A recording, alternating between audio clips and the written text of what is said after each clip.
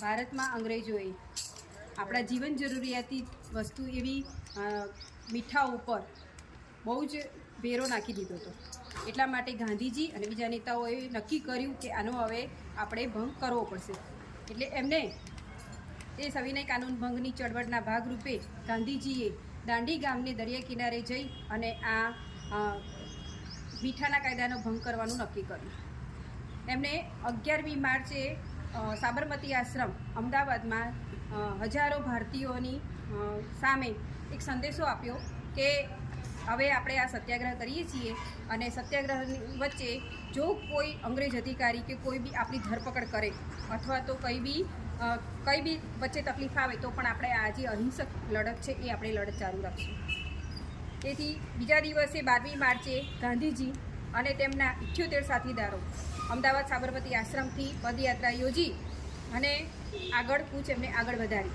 આ ખેડા જિલ્લામાં વચ્ચે 2 સાથીદારો એમના જોડાયા. એમ કુલ 80 સત્યાગ્રહીઓ સાથે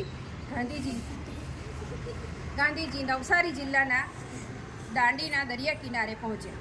એમ કુલ 370 કિલોમીટર સુધી એમને આ પદયાત્રા યોજી. આ પદયાત્રા છે એ દાંડી કૂચના નામે ઓળખાય. એમ ગાંધીજી જેમ જેમ ગામમાં આગળ વધતા તેમ તેમ ગામના લોકોને જેમ જેમ જાણ થતી એમ ગામના લોકો એમના રસ્તાઓ સાફ કરતા, એમના ખાવા પીવાની રહેવાની વ્યવસ્થા કરતા. ગાંધીજી જે જગ્યાએ રોકાતા ત્યાં સભા ભરતા અને ત્યાં આગળ સભા ભરી અને લોકોને સમજાવતા કે જે આ મીઠાનો કાયદો કર્યો છે અંગ્રેજોએ એ કેવો છે, આપણા માટે બહુ જ મુશ્કેલી ભર્યો છે, બરાબર. એનો આપણે બધા ભેગા મળીને એનો સત્યાગ્રહ કરીએ.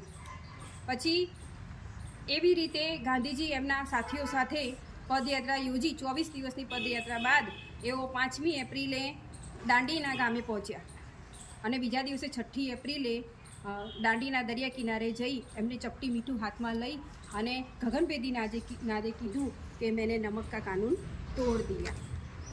આ દાંડી કૂચના કારણે સમગ્ર ભારતમાં